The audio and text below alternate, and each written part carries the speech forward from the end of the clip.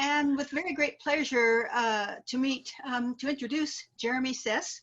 Jeremy was born in 1975. His father, Jacques, is French, indeed a proprietor and winemaker at Domaine Dujac, and his mother is American.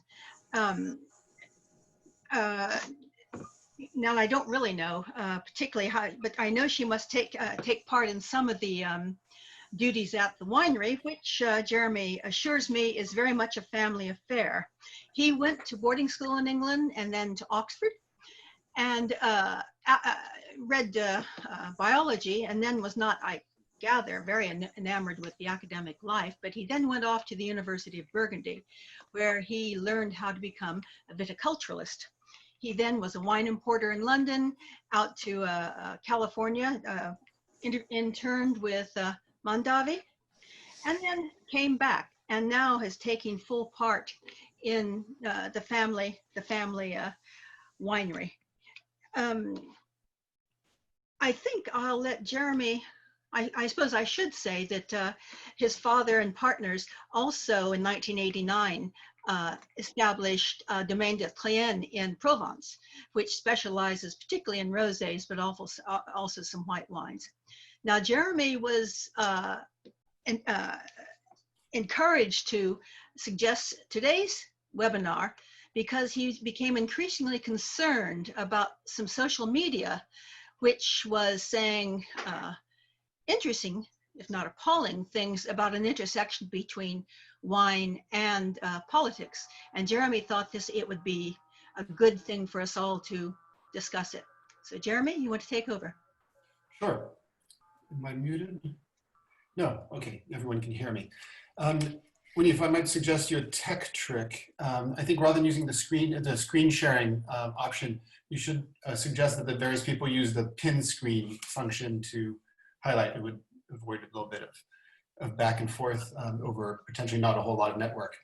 Okay, so most of my webinars, which is a new format for me, and as I imagine it is for you all, since the beginning of lockdown, have usually catered to a tasting and maybe a topic like whole cluster fermentations or something like that. And initially, that's perhaps what I thought when I was invited by Stephen Brooke and Andrea to perhaps pick a topic to address the Circle of Wine Writers. That seemed like, you know, a safe and go-to subject. But I had just come off a little social media interaction, and I really try, for the sake of my sanity and of my sleeping and a good night and peaceful home, to moderate my interactions on social media. But James Molesworth from the Wine Spectator had posted a picture taken in 1955, a white and black boy playing in the street. This was at maybe day 3 or day 4 of the George Floyd Black Lives Matter protests. And he posted a Martin Luther King quote to go to it. James Molesworth, whom I met a few times, had backed up his support for Black Lives Matters by going on the first few protests in New York. I don't know to what extent he's maintained that action, but he's, you know, he stood by his word. It was not just a trite, quick moment on that he felt obliged to do on social media. So someone took him to task and saying, James, that's all very nice, but where does Wine Spectator stand on all this? And James responded, we are allowed as journalists at Wine Spectator to voice our political opinions, but Wine Spectator is strictly apolitical. Now, the person didn't choose to mention that Marvin Shankin, the owner, is a very large donor to the Trump campaign, at least in 2016. But responded, you know, that's not good enough. Wine and politics coexist, and posted a rather inflammatory comparison by posting a picture of Nazis with French wine posing as war trophies and their use of that. So that, you know, that quickly escalated, and someone came down. So this was someone who went by the account called Girl on Bottle, and a sommelier from New York responded with how dare you say wine is political, and then proceed to give her the greatest insult of the moment, which was called her Karen, which, if you've not kept up with this, is just now the short name for a white racist woman in America. So who's clueless as well, I think, was the implication. And I responded that, so I chimed in and I said, you know, we as a profession, we're very concerned with climate change. We're frequently involved in some parts of the world, at least. We're very dependent on, as a profession, on migrant workforces, which have been a real pillar of the Trump policies in the US. And we've been involved with tariffs and taxation currently in the US. So these are all, wine of course is political. For me, it seemed like an obvious statement. But so then I got, you know, in other moments when I voiced politics, I got a little bit of the, not in this particular post, but a little bit of the stay in your lane. I follow you for wine, not for the politics, which I'm sure you as writers have, if you voice political opinions, will have heard things of that nature. So anyway, I was pretty fired up about this, and I thought, let's go and talk wine and politics with people who write about wine professionally and have invariably, in my experience of wine writers, invariably have opinions. So we should absolutely discuss this. And having suggested this topic and it being accepted by Andrea, I at some point I thought, what do I have to gain? What do I have to lose in this? And I realized that this was perhaps not the smartest topic to pick. But anyway, there we go. You know, fortune favors the bold.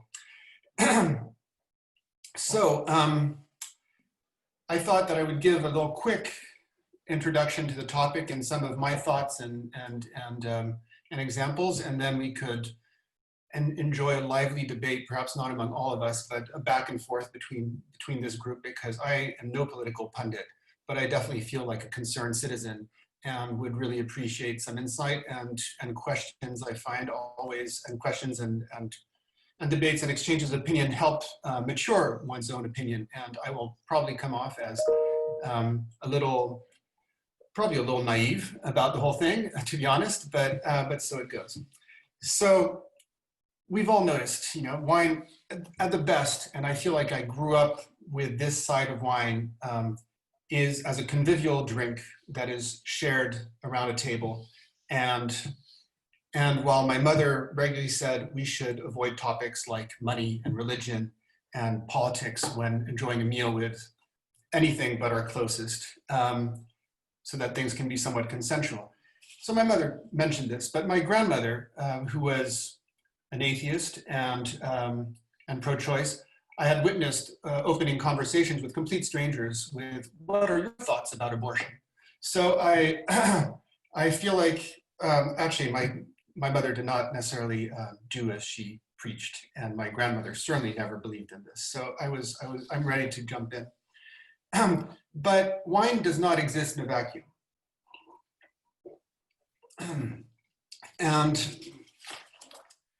so I thought an example of the past of political action by winemakers, not so much wine writers, but I'm sure they were involved at the time, but I get the perspective of winemakers, was the beginning of the appellation contrôlée system in Burgundy. I know less about the national fight, but I know about the local fight.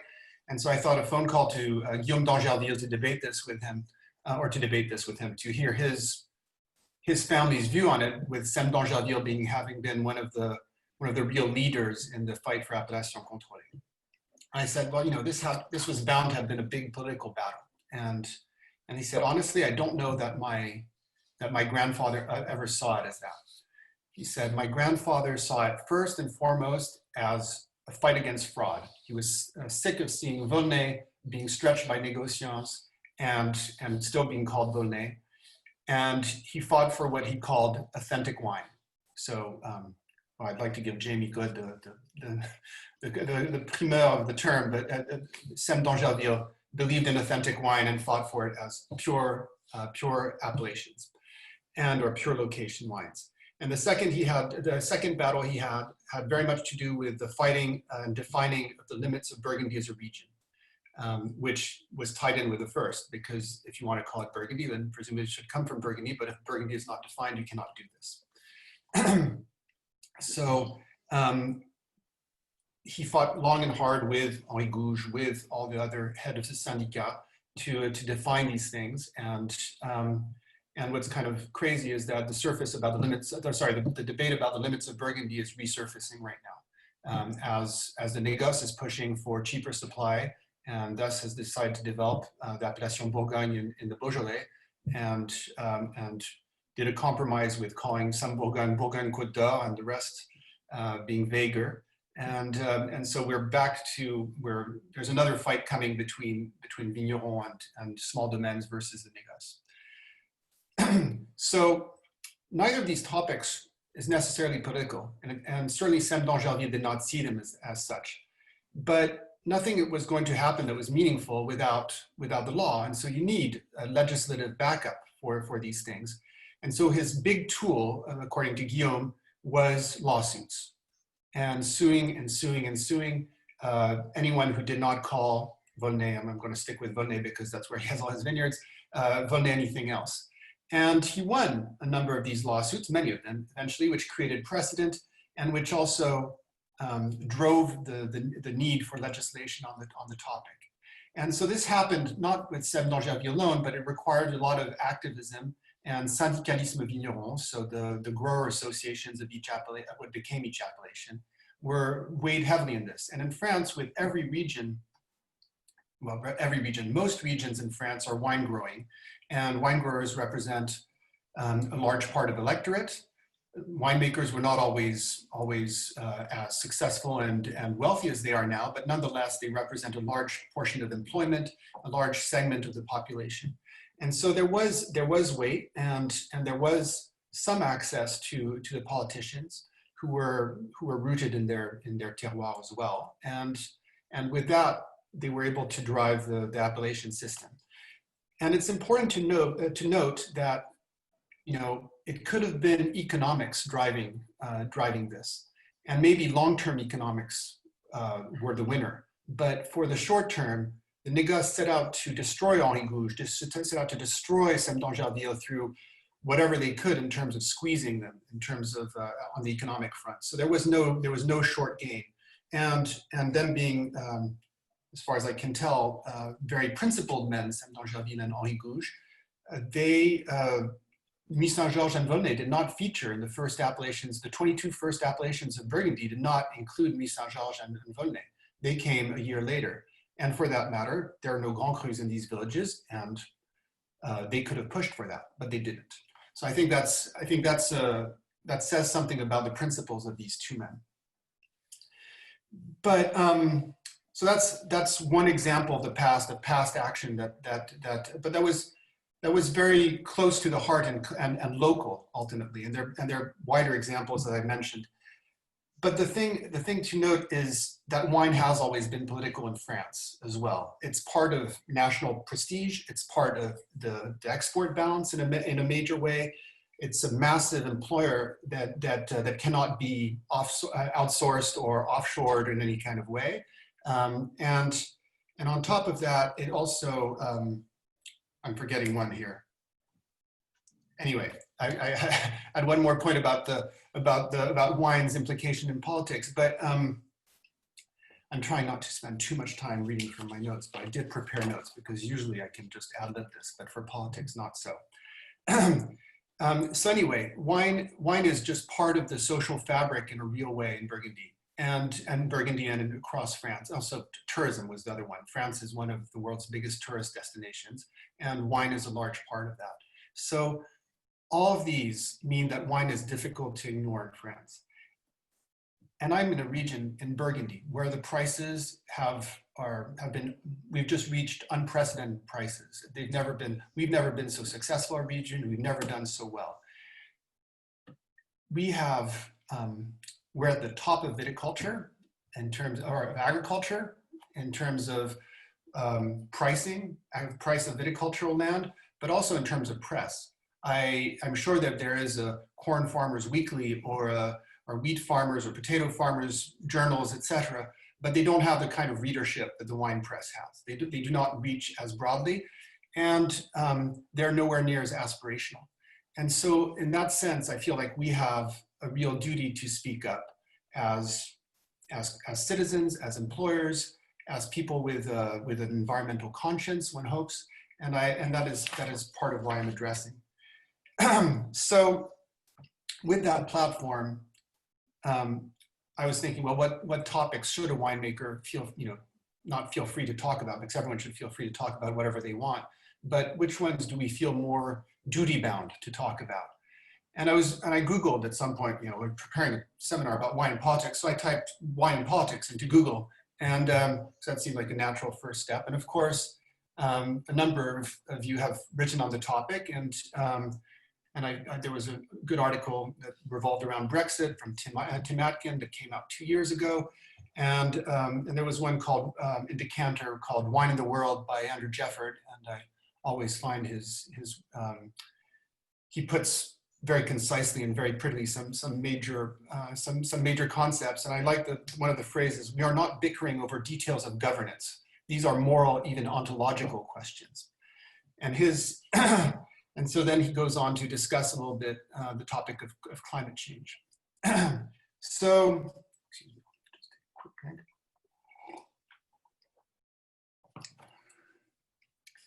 So I see climate change as probably the greatest challenge of my generation and the next generations. I think it will be essentially the 19th century had phylloxera, the 21st century has climate change. We are seeing more, we're seeing earlier harvests, we're picking riper, we're seeing records being set every year for bigger weather and bigger weather features, the hottest summer, the coldest month of May, the hottest month of August, and so on. And from the wine point, I see a lot of articles. For some reason, Burgundy is always the one that gets mentioned, and we won't be able to grow Pinot Noir in Burgundy. I don't see anyone saying Napa Valley won't be able to grow Cabernet anymore, or any of those things. But Burgundy somehow gets a lot of the attention on that. I'm not sure it'll be the first seller, but that's only wine. If we're talking climate change and the planet getting warmed up by a few degrees, we're looking at crop failures, we're looking at mass migrations, we're looking at raising waters and hurricanes and the rest, and a lot of people dying. So it's and the science backing this up is significant. There's a lot of people who have put out papers that are really well written and studied and so on, and most of the world embraces that this is happening. Not that many nations are doing anything very significant about it. Or not terribly bold and rapid. But in the US, it's become a political topic, which blows my mind. At this stage, your position on climate change pretty much aligns with your position on gun control and potentially with your religious beliefs. And it's become a matter of belief and of faith rather than a matter of science and of reason. And it's incredibly alarming, this polarization that is happening and this disaffection with science and facts. And so the question becomes, what do we do? And I feel like we must have grassroots politics on this kind of issue. I think that it's not turn to the politicians for the answer. The politicians are the weather vanes. And so it's about doing at our level what we can do, and the politicians will follow. And we've seen this on a number of issues. And there's always pushback. But when it came to organic was no problem. It was, and biodynamic for that matter, was ridiculed. But and sometimes not without reason, but that's a different conversation, but we do farm biodynamically. But with organic, we had no weight and no power, and then there was interest and it's grown, and it became just enough of a threat to petrochemical companies and suppliers of fungicides that they tried banning the use of nettles. It was just, really, this is what you want, this is the hill you want to die on? And so we had to fight for our right to use nettle compost, nettle infusions in our sprays, et cetera, because it hadn't been approved by the instances that prove that say that Roundup is safe, but nettles are not. And so that showed that organic was taking some significance. And I think at this stage, organics have gotten big enough that we will not get bothered about metals anymore. Right now, the topic is copper sulfate. That's what we're going to be fighting for probably the next decade or so. And then we will realize that copper sulfate is not accumulating in viticultural soils because it does get used up by plants, because our spraying equipment is good enough, because essentially these are things we do monitor, and we're not seeing any signs of copper toxicity. So you need to take that first step. And so I'm pleased that we're building a new winery at Domaine Dujac. My father built one in 68, and 50 odd years later, it's really gotten a little bit snug. It's not totally safe. And the means of yesterday are not the same anymore. So we needed to build a new winery. So the basis is, because I see as one of the challenges in this rising climate, is more temperature control. So that means air conditioning and things like that, which are not exactly super climate friendly. So we're building using straw, wood, and other elements to try to make it as environmentally friendly in the construction as possible, very insulated so that the energy use is efficient in it. And we're in the center of the historical village, so we can't put solar paneling as the roofs, but we will try to offset that with solar paneling somewhere else, but that might come a little bit later. But we're also trying to leave room in the winery design to accommodate certain features which we think will become available. So we visited, my wife Dinah was a student at Davis, and we had visited Professor Roger Bolton, who probably many of you know. And he'd shown they'd just built a new winery, which was incredibly inspiring, with solar paneling for their energy use. It was certified green to the nth degree. And they had all their experimental tanks, and they were doing carbon dioxide capture off of them and bubbling it through columns of calcium oxide, and thus creating crystals of calcium carbonate, and then precipitating it out, essentially fixing in a mineral form as a salt, carbon dioxide, which was then taken out of the atmosphere. So we called Roger about our winery when we started the design, and the design took a long time, so this was a few years ago. And he said, well, look, you can leave, we're open top fermenters as well, which makes it trickier. And closed tops, it's a bit easier to capture the carbon dioxide. But he said you can probably leave a plug on with a variable capacity lid that comes at the top, and then you would be able to suck out the carbon dioxide. But right now we have not found a way of generating calcium oxide in a way that is, it takes fossil fuels to generate the calcium oxide, so it's not a satisfactory premise. So next week I'm signing our order for tanks, and it's a big thing, it's 25 tanks of stainless steel. The order is almost €500,000. It's a commitment, and you don't wear through stainless steel tanks that quickly that you want to replace them with any regularity. So as we're about to do this, the tank manufacturer says, I've heard of a carbon dioxide capture going on at Chateau Montrose and at Smith-Lafitte. You might want to try to call them. So we called them. And Roger Bolton had failed to mention to his former student, Dinah, that he'd been contacted by a company based in Bordeaux who was looking to do carbon dioxide capture. And they now exist, and they've been bought out by Veolia, so they're part of a big group, which I think should give them some financial backing to really develop this. And we're visiting them next week, 2 weeks from now, to go see. But essentially, it's columns now, not to do calcium carbonate, but to do potassium bicarbonate or sodium bicarbonate, which apparently have industrial uses. So it's a reusing of carbon rather than a pure fixing of carbon. But as Roger pointed out, the great thing about fermentation is what's coming off of the tank at the top. That's 1 million parts per million carbon dioxide.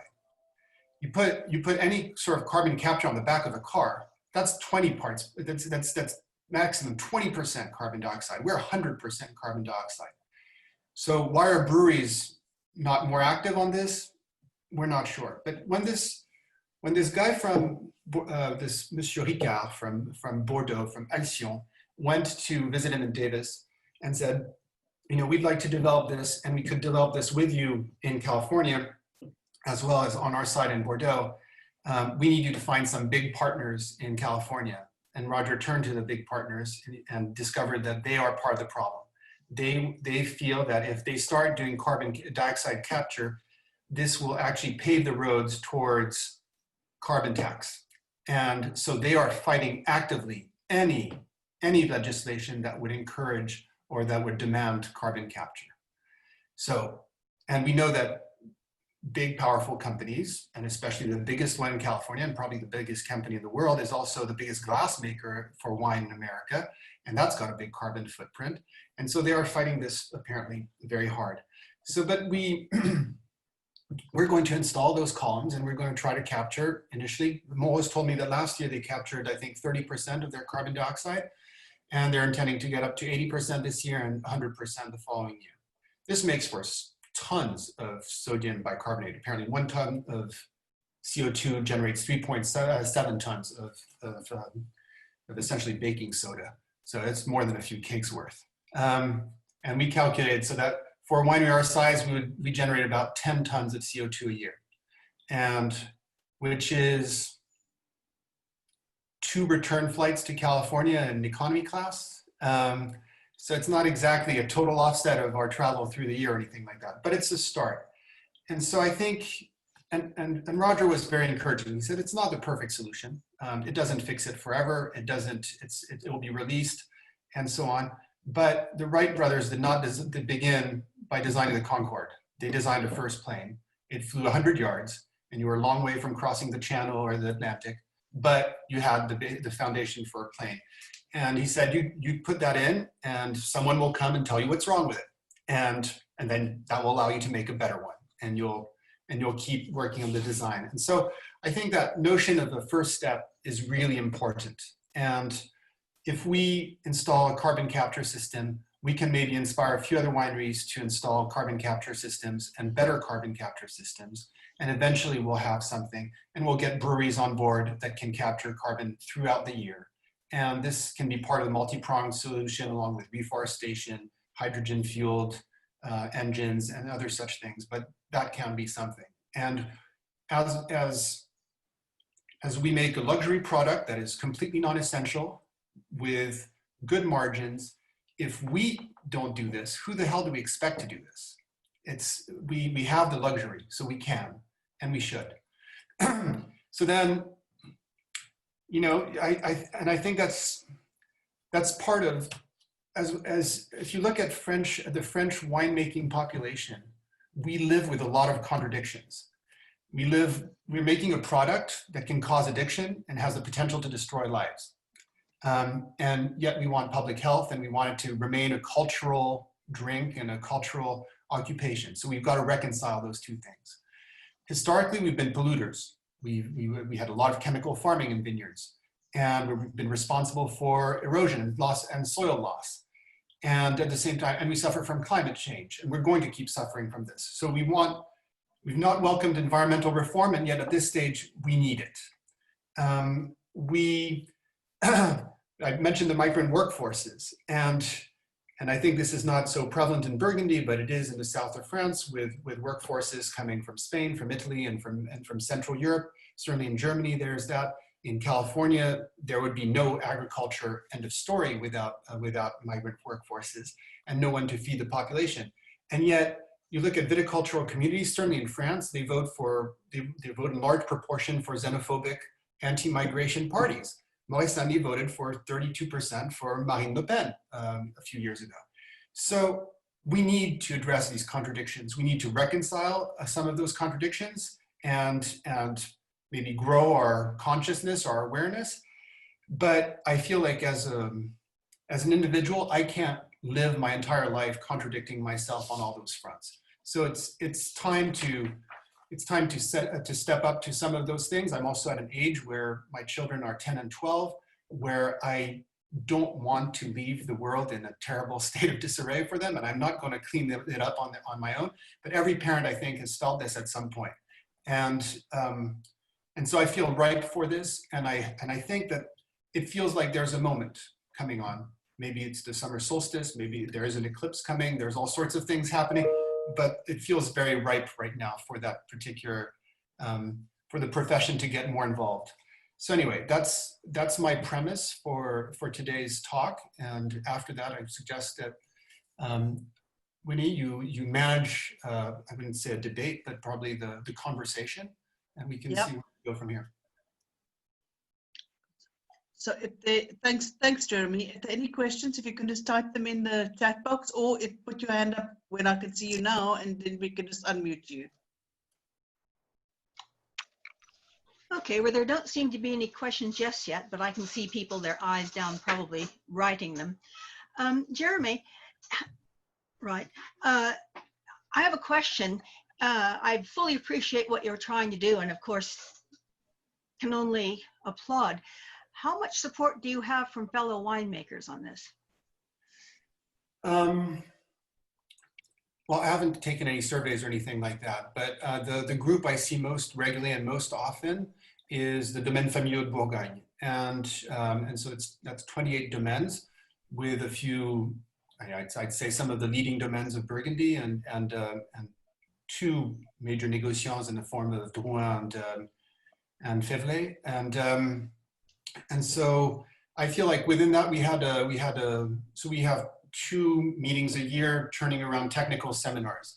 And the latest one was about construction and ecological construction, because a lot of wineries are reinvesting in their work tools. And so that's been a topic that certainly drew a lot of interest.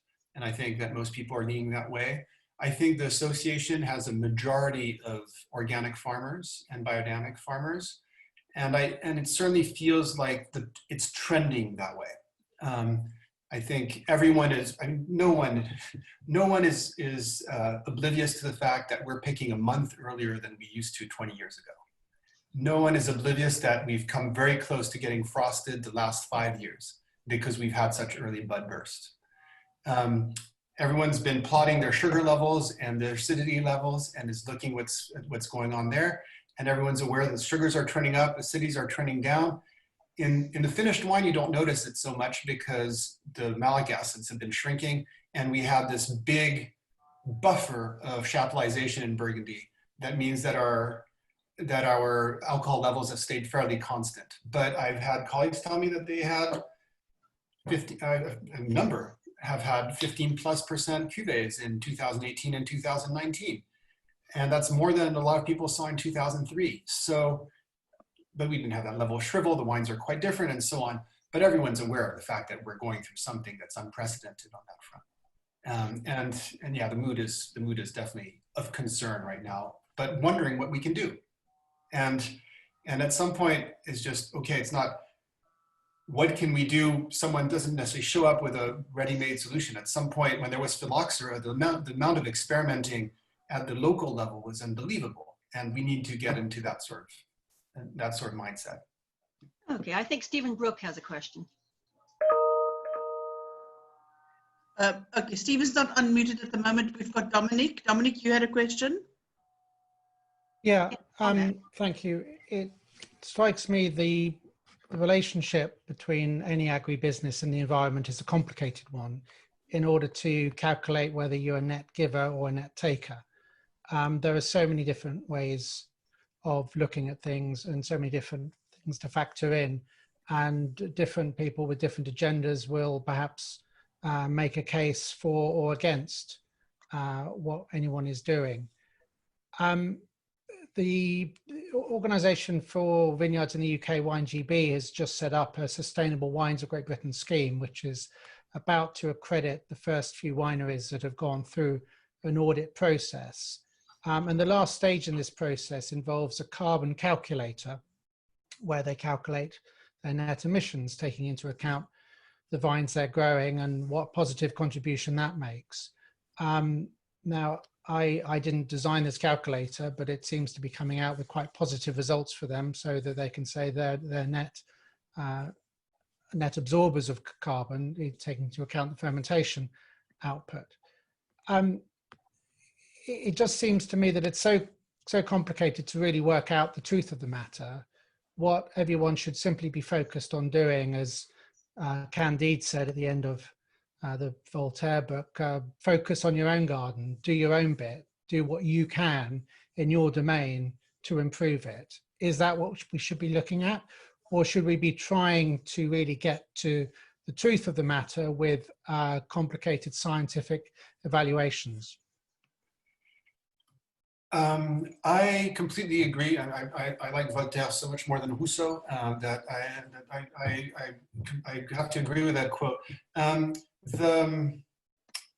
I think that's fine. You've got to cultivate your garden, but at the same time, it's very important that in your garden you have stagiaires and you have people who are going to come and learn from your garden if you feel like your garden has something to teach others. On the topic of carbon calculators, actually, this was something that was mentioned by Roger, that he got a calculator that came to him from Australia, and it clearly had been made on a template. And then when he looked at the thing, they'd forgotten to erase at the bottom that the calculator originated in Modesto, California. And so I think the carbon calculator that's being used around a lot of the world that is very favorable to vineyards is based on a major funder of research and who wants to paint themselves in a positive light. Now, strictly speaking, the grape fermentation is offset by the carbon that's been trapped initially. What is not offset is the emissions of tractors. But frankly, the emissions of tractors are minimal compared to boats, compared to airplanes, and all that, and all those other vehicles and other uses for fossil fuel engines. But what I see as perhaps more important is one of the big sinks for carbon and one of the big traps is building soil, and the opposite obviously being soil loss. So for a long time at Dujac, we used herbicides. Then we moved to herbicides just under the row and used cover crops in the middle of the row. And that's what I'm seeing the little bit. My son went to boarding school in Rye last year, and when we drove by vineyards, everything I saw was using herbicides under the row. When we went in spring, it's very visible, and not so much in the row. So I've got to say, the sustainable certifications I have seen in various parts of the world almost inevitably allow this kind of thing. And you go to a vineyard that's deemed sustainable, and you see moss growing underneath the vineyards, under the vines. And moss is the sign of a dead soil. It grows on rock. You know, it breaks down rock. It's what it has been. It's its niche.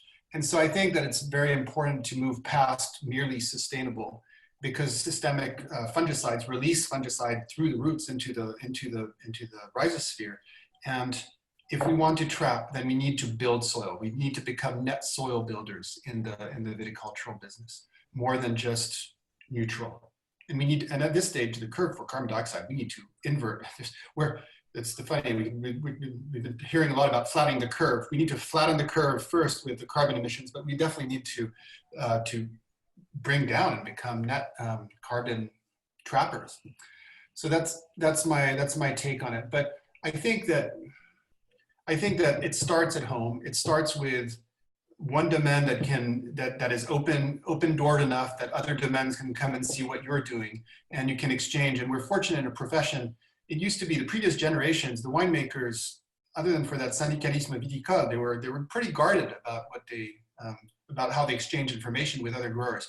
Now the doors are much more open, and I think that that with that we can seed certain things, and we'll do better.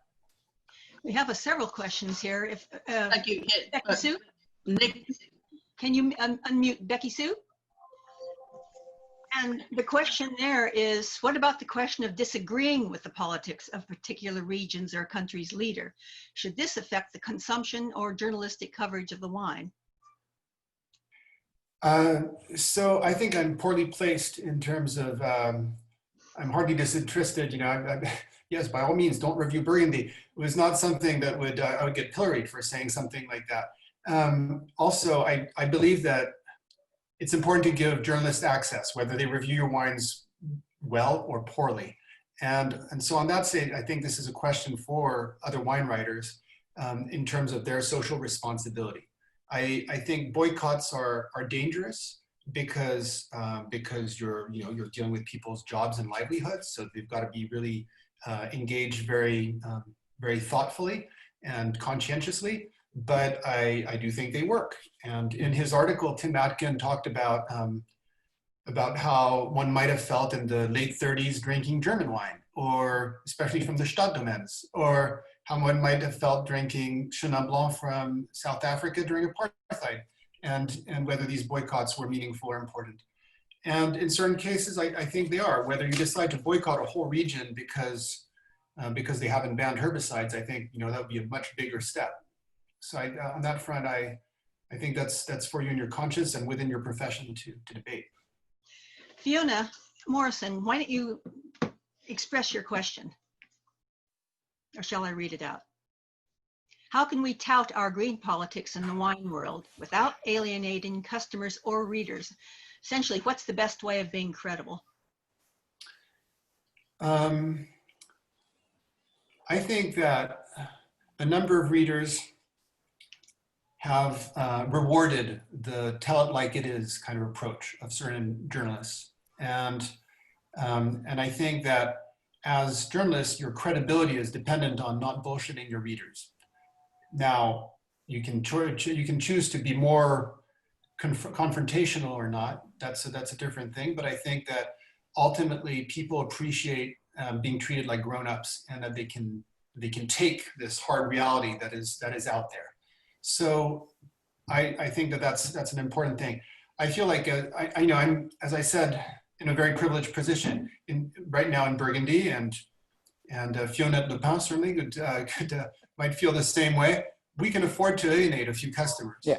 If I have, I lost a customer a while back at the Trump election. He was a big Trump supporter from Florida, and I posted something saying that I was not happy with the result of this election, and I thought that it was going to be a disaster, and he spoke to me about the lack of gratitude of a Frenchman towards the Americans who died on the beaches of Normandy. My grandfather was on the freaking beaches of Normandy. I told him, where was yours? Because anyway, this is an absolutely ridiculous statement. But anyway, so this is, and I lost a customer. Okay, big deal. I lost a customer. I can afford to, and I'm fine with it. But it's true that not every winery is in this position, and it's a careful line to walk. And this is where the big corporations out there took sometimes a long time to make statements about Black Lives Matters. What is the alternate message? They don't matter, but they had to really weigh this these economics, because if you're Nike or Reebok or the Wine Spectator, ultimately, you have to weigh what there is to gain by taking a position on what you see as a crucial moment in time or issue for our species, or you can just stay quiet, wait to blow over and not try to offend anyone because you can't afford to. And I'm not going to judge those who cannot afford to, but it's a different thing for a big corporation because ultimately they can. But for the smaller growers out there, if they don't take position, so be it. Okay, Ellen Wallace has a slightly, not complicated, but an intermingling several ideas here. It's quite interesting. She thought she'd asked your ideas, Jeremy, on protectionism and calls for help with COVID-19, but then there's a link with climate change, and she wants, essentially, will wine producers now find more sympathy with politicians? And she gives an instance of this in Switzerland, because the federal government is resisting calls to cap imports with very cheap wines. So sorry, I'm just reading her question because I didn't quite catch this. Okay. Well, I was hoping you would do so. Now I'm fine. More sympathy from politicians. Here in Switzerland, Canton Valais was quick to give 2 million Bernard, but the federal government is resisting call.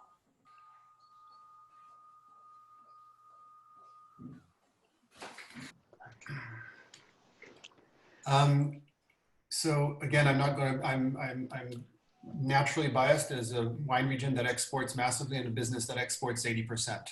I am bizarrely against protectionism. But I think if we're fighting for values, The best values around wine rotate around the shared experience of wine at a table with people with whom it acts as social lubricant. It acts as a shared experience, which brings people tighter together. And so by nature, I'm very much a cosmopolitan, and I want everyone to be welcome to this table.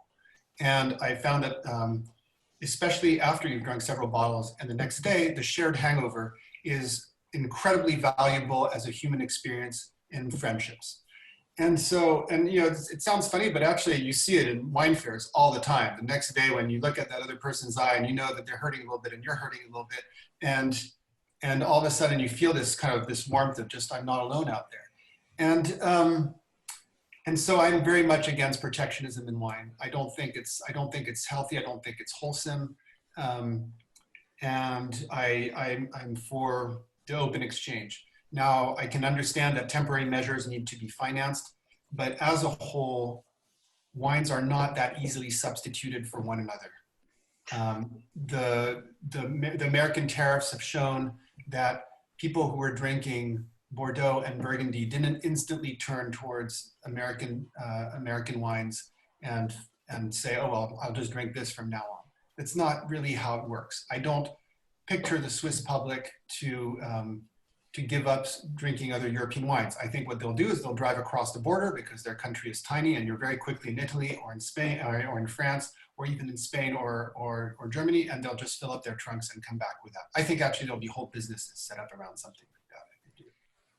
The same way the English people drive to Calais and stock up there. You know, it's for a certain amount, there's an arbitrage to be made. If you're close enough, it's just easier and cheaper. Okay, Jasper has a question about our own traveling and to taste and to write and to visit winemakers, and he feels that this is a problem that we ought to face ourselves. Do you have any comments about that? Perhaps people not coming to taste, to write, to visit you. Well, we can just do all the tastings on Zoom from now on. And honestly, I think we'll do more of that in future. I think this is one of the things we realize is, to some extent, some of the travel we do is replaceable by a video conferencing system. I don't think this is replaceable for everything. And at some point you need to walk vineyards, you need to walk an area to understand a geography properly. Everyone here has studied wine and knows the value there is in actually going to a region and a place. Now, whether you need to go twice a year, once a year is a different topic.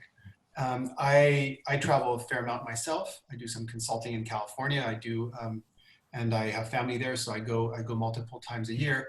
And I found that offsetting that, I essentially pay into a reforesting,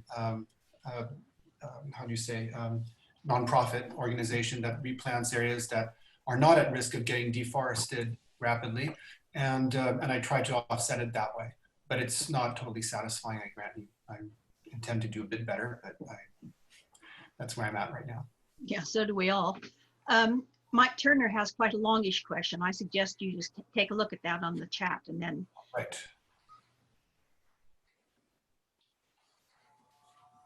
Should I read it out loud? Or does it, everyone can read it? They can read it if they want to. Can I Yes, jump please. in it? Yeah, absolutely. And can you tell me what the HVE is? So the HVA, the sustainability levels that the French government is saying, right, well, HVA levels 1, 2, and 3. So they're kind of, if we look at, say, places like, I don't know, California, New Zealand, whatever, this has been a wine industry-led thing to come up with sustainability initiatives. Wine GB, exactly the same. Whereas in France, they've actually gone down the government route to do this. So, all right. So, given the fact that France, I mean, they tend to do these things anyway, go down the government route to do a lot of these things. But given the fact it's a government-led thing, can that help in terms of when you have, say, rather large, relatively bullying companies like you have in California, can it help to basically stop that from happening and move that carbon capture conversation forward? I think in a real in a purist way it should, but I don't think it will. I think that we've seen it. You know, I have some friends in Champagne, and the grower association, and the same thing happens here. The négoce is very capable of speaking with one voice because their interests align very clearly, and they are big interests, so they're motivated to speak with one voice and weigh in on issues. And on the other hand, the grower associations, there's people who just want to play it alone and are not at all interested in group action, and people who are very driven to group action, but we can't offend the growers who want to keep farming chemically or any other. So it becomes a much more cacophonic voice, the grower side. And similarly, when it comes to influencing government policy, it's very weird, it's very unusual for the government to turn towards Jean-Michel Dice, Richard Leroy, or any small grower when they could turn to the representative from LVMH or the representative from another large consortium and group. So in that sense, they have an undue influence. On the other hand, a lot of these things are about tipping points. And so that's why it needs to be grassroots, because when the people voicing a certain point of view start being 10, 20% of the population and the voting population and are willing to be a bit activistic about it, and to push it to the front of the line in terms of issues that matter, then the politicians pay attention, and then the government He's still there, isn't he? and the government offices are much more enlightened, perhaps, in the policy that they're going to be pushing. Well, on the chat, there's quite a good discussion in response to Jasper's comments about what to do about traveling too much, and it's widened out from there. Jasper, do you have anything further you'd like to say? Well, I'm actually looking out of the window and looking at all the trees which I've been planting over the last few years, because that's something I want to do anyway. I follow Robert in not really believing in the what's it called, the carbon credits offsetting schemes. I don't think that's a good way to go. I'm just feeling hypocritical at the moment, because obviously I share Jeremy's feeling and many other people that we really want to do everything we can. But I'm also sorely tempted when I'm able to sort of hop on a plane back to Hong Kong, as I normally do in the autumn, and as indeed I need to do for the Hospice Domaine promotion, if I possibly can. I was hoping somebody would have a magic way that would make me feel better about it, and also have an idea that genuinely would minimize the carbon negatives. So Diane pointed out kindly. So the carbon offset thing, Jasper, have a look at and there's others, but have a look at Mossy Earth. Right. It's Okay. an NGO, and they're reforesting part of the Carpathians, parts of Ireland that have not been forested, but used to be before they got deforested by early settlers in the area. And I think You just want to give me that again, Mossy Earth. Mossy Earth. Okay, thank you. And it's not perfect, but I think that as far as reforesting things, it's a different, interesting way of doing it versus, buying 5 acres in the Amazon, which you'll never be able to find, and presumably will get deforested without anyone knowing or anything like that. I put it on the chat, Mossy Earth. If anyone has other comments or questions, could you put them on the chat, because I don't know about it unless it's there. Wait just maybe 30 seconds and we'll see. Otherwise, There's one more, Kath. it's okay. The last I see is Mossy Earth. Mossy Earth. Okay. Anybody else? Fiona has one. Fiona Morrison. This is a hydrogen. Actually, my wife Dana has been on the chat there, not on video though, and Roger Bolton mentioned that he feels confident that hydrogen cell engines are going to become a reality in the not so far future, and that will be the future of airplanes, and that will be the future of car travel. And he says that as someone who owns electric cars, but for now. But anyway, that was the point. There's apparently engineers are figuring out hydrogen cells, and it's not going to be about it's not going to be about big pipelines delivering hydrogen everywhere. It's going to be about generating things in lots of small local ways. Robert Joseph does have a question. Is there going to be a battle between the move to buying local and shipping miles? I think we're seeing that. I don't think we're seeing that at the, we're not seeing this at the top end of Burgundy, because unfortunately it's become part wine, part commodity, collectible, and so on. And so in that sense, things are moved to are prone to traveling a long way. But I think that I think the natural wine movement, among other things, has shown that they're much better when they're consumed locally and don't travel too far. But on top of that, are catering to people who visit and who are nearby. And the size of a lot of the wineries makes their financial equilibrium much more effective if they're working on a direct-to-consumer model. And in that sense, they're catering as well more locally rather than going through a longer chain of distribution. So I think we're seeing growth in the local movement for wine as well. Robert does suggest that perhaps Languedoc is more of a discussable point than Burgundy. I don't know. No, for sure. And well, Provence, where we have some expertise. The biggest market for Provence Rosé is Provence, and it's not even close. It's just people. It's a big tourist destination. People drink local, and it's on top of that still, despite widening window, still very much a seasonal drink, and so that's that's one case. But I doubt there's a greater success for Alsace wines than anywhere else outside Alsace, and I think that's true of many wine regions. Charles, sorry, go ahead. I saw Charles mention that how's the hydrogen produced, though. I believe quite a lot comes from natural gas, a fossil fuel at present. Yes, and and that was the point that Roger made, was that we mustn't be discouraged. Yes, perhaps the current production is not satisfactory at all in terms of carbon capture, but the technology is being developed, and that's a necessary first step in order to find another way to produce hydrogen. I have a final general question for you. After discussing the details of various areas and various aspects, how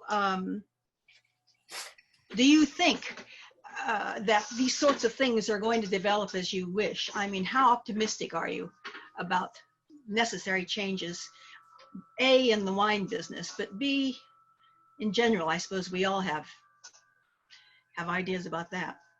You know, I go, especially during this lockdown thing, my gosh, was that a roller coaster of emotion. It went from, we're going to be fine, to we're all going to die, we're going to be fine, we're all going to die. And I can't afford to not be a little bit optimistic about it. I should not have had children if I was not planning on being a little bit optimistic at some point. I think it would be a terrible cruelty to them. But on top of that, whenever so a lot of you, if not all of you, have heard of Claude and Lydia Bourguignon and their lab that's just north of Dijon, the Lamps, and as soil scientists. And they celebrated the anniversary of the lab a few years ago with a series of conferences in Dijon. And one of them revolved around that very question of how confident are you for future? And on the panel, there were, I think, 3 young, recently established farmers in their 30s. And there was one farmer who was in his 70s and who was not yet retired, but nearing retirement. And the 3 20-year-olds were darkly pessimistic. They were convinced that everything was just going to the toilet, and that was just, death was around the corner. And the 70-year-old was very inspirationally optimistic. And I think, and justified it. He says, you have no idea of how much better things are now for farmers who are conscientious farmers. We have access to the markets where we can sell our products.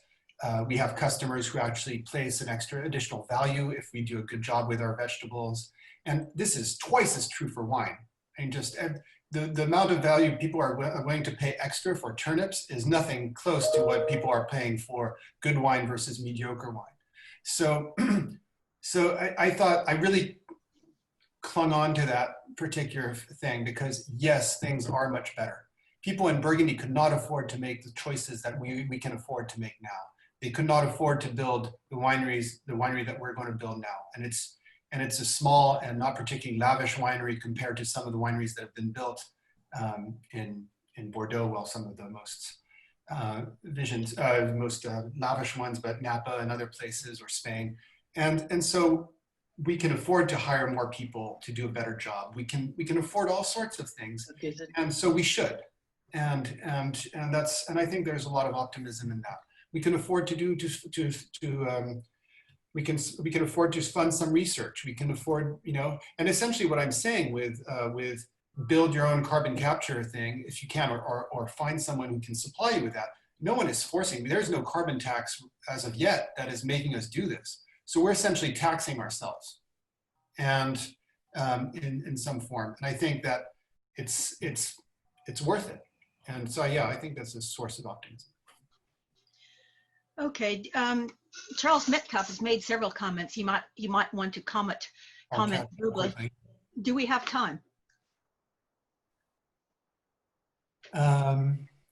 Last comments, please, Kathy. Okay. I wanted to know whether we had time for Charles Metcalf too. Yes, we always have time for Charles. Well, then you'd better unmute him. I've got nowhere to go. Where's Charles? There's Charles. Hang on, Charles. Glad you're doing this. Good. Yes, I think hydrogen from seawater is an obvious thing to do. And if we have power plants all over the world, whether they're turned by wind or powered by the sun, there is no reason why we shouldn't be using seawater. Of course, it does slightly beg the question of what we do with all the salt that we then liberate from the seawater. But yes, it's obviously a better way to go than using natural gas, which has to be sucked out of the ground in dangerous kinds of ways, and probably a better way than wood pellets shipped from the US to the UK, as Mike has noted with Drax. I don't know the answer, but there has to be one if we are to use hydrogen instead of all the other things we use at the moment. I know, I completely agree, and I'm not an engineer or a chemist, and I'm not going to be capable of engineering those. But what I know is that we need to start not just looking at those solutions, but installing small, manageable solutions to pave that way. To not let the engineers who take the risk of putting together a little startup that is capable that builds a few columns that can trap a few hundred kilos or a few tons of CO2. If we are clients to them, there will be the fact that this company got bought out by Veolia. Veolia is big. They do most of the waste management in Europe, and they found ways to at least circulate it and make it used more than once.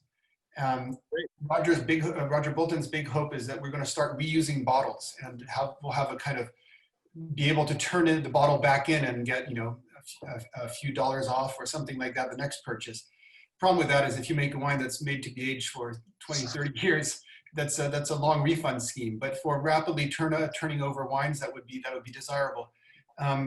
There's lots of small initiatives, and so there in our case, it was want to make sodium or potassium bicarbonate. Apparently, some of this can be used to grow spirulina algae, which can be used for feed for cattle, can be used as food supplements for all sorts of things, and that's just. It's not being trapped forever, but at least it gets used twice before it gets released into the environment. And that kind of efficiency, I think, will pave the way towards new things. But it needs to be a multi-pronged thing. Maybe in some places it'll be wood pellets, in some other places it'll be better to do it with water and other such things. And I remember the 5-star liter bottles, Liz, and I think one of the things that would be great for wine or bottle reusing at least would be a standard bottle per region at least, or something like that. But I don't think that will fly. There'll be a lot of resistance, but we'll see. Do we have time for Marie's question? Yes. I don't know much flexibility. Fine. She wants to know, what about water? what circularity and recycling processes can be used when it comes to irrigating crops? So at the UC Davis winery, they reuse their water, I think, 7 times through osmosis machines. So they lose a percentage every time, but they get to recycle that water.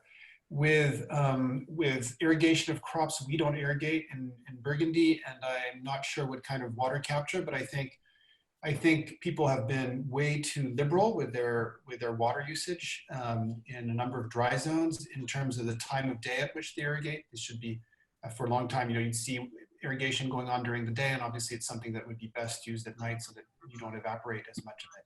I think there's a lot of reasoning and modeling. I also think a lot of vines in the world are over irrigated.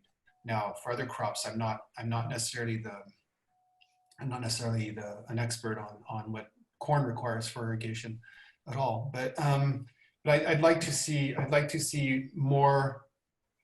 There are a number of regions. What I've run into in California is the disconnect between the winemaking team and the grape growing team, and the grape growers really wanting their vineyards to look beautiful and to put on a juicy crop because a lot of growers are paid by the ton, and the winemaking team not necessarily being aware of the fact that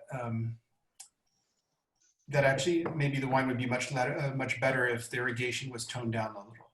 And I've certainly run into this with Pinot in California, where dry farmed was not necessarily possible in some places, but where cutting back the irrigation significantly in the ripening was much better for the wine and the end product. So I'd like to see things evolve on that front. But water reuse, we're installing water capture systems on our roof because there's just so much more tarmac going on in every city in the world, large parking lots and so on, and there should be more. Normally that water would not go as fast to the sea. It's not about it not going to the sea, it's about it slowing down in its direction. And I think that water could be used several steps along the way and not necessarily get evaporated, especially in a country like England. It might not evaporate quite as fast as in some other countries. California, for example. For example. Any other questions? There's bottle discussion, but it's not questions so much as discussions. I'm totally in favor of getting rid of heavy bottles. We don't use one, and I hate carrying them down into my cellar. They're back-breaking, and they don't fit in racks. They don't fit in the fridge sometimes, and they're just generally a vanity that I'd like to see disappear. It is sort of a macho thing, I decided a long time ago, in fact. I get in bar fights. That's about the only thing I can do. Hold on just a second. Oh, don't worry, I'll take care of it later. Okay. All right, sorry, I'm back. Yes, and the shipping weight, we agree, is completely unacceptable. Yeah, it's terrible for the people in the warehouses. It's just, you know, they're unconscionable. Well, they were meant to equate to quality, weren't they? Yes, not long ago. Okay, any other? I mean, this has been a remarkably good discussion, I think, and Yes. I think we should all thank Jeremy and thank everyone else who contributed questions and indeed comments on here that we can read, but weren't actually so much discussable because we all agree. So I'll turn it back over to you, Winnie, and you can Thanks. take over. Thanks, Jeremy. That was really insightful. And as Kathy says, a lot of conversation generated, and we probably could be carrying on much longer. Thanks for your time and the effort of making the notes. We really appreciate it. Sorry, I'll just say that if anyone wants to follow up on anything, I'm easy to reach, I'm easy to find. So is Diana, and we'd be happy to follow up on any topics. Great, because Angela, our administrator, has got your email, so anybody can contact Andrea for your details. That brings this to an end, and I'd just like to invite you all to next week's talk by Sam Linter from Bolney Estate in the UK. And they're going to be talking about still English wines. Have a good weekend, everybody.